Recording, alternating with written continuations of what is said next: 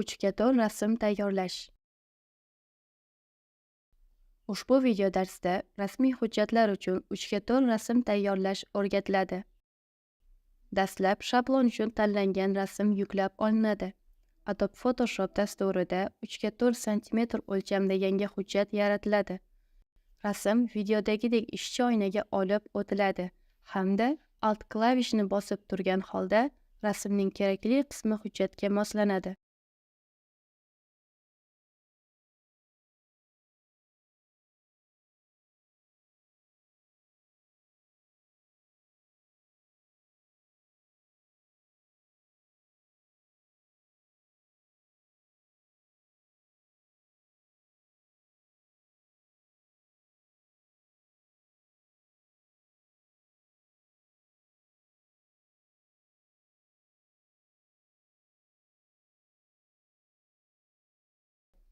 So'ngra tasvir rangi standart holatga keltiriladi. Buning uchun videoda ko'rsatilgani kabi tasvir parametrlaridan уровни bandi tanlanadi.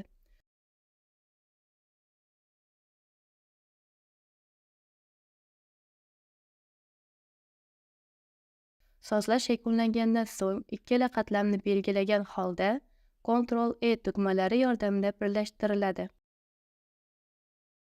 Tasvir sonini ko'paytirish uchun hujjat o'lchami kattalashtiriladi. Buning uchun menyular bo'limidagi изображение bo'limidan Razmer Holsta bandi tanlanadi. Hosil bo'lgan oynadan 140 ga 95 mm o'lchamini yaratib, OK tugmasi bosiladi.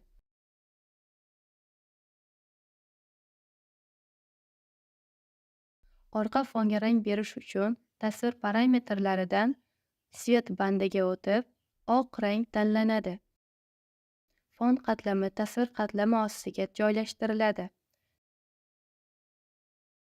Tasvirni hujjatning chap tomoniga o'tkazib, tasvirlarni ajratish uchun unga chegara chizig'i beriladi.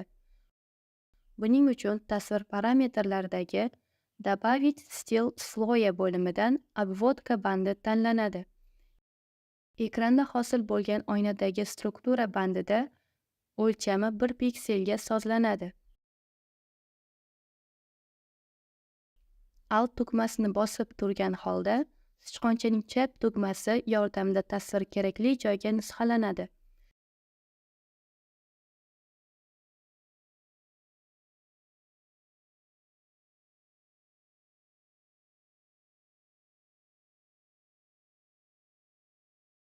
Kerakli nusxalar olingach, tasvir hujjat markaziga tekislanadi.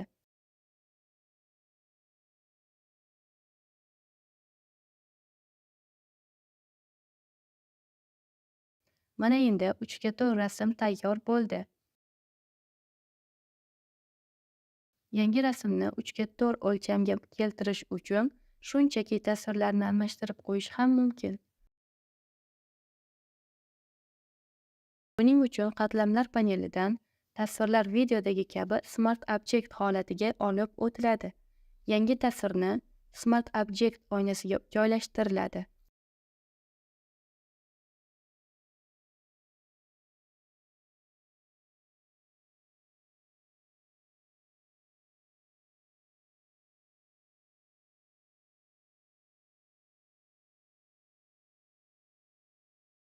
So'ngra Ctrl+C tugmalari yoki ishchi oynasidan saqlash belgisi tanlanib, ish yakunlanadi.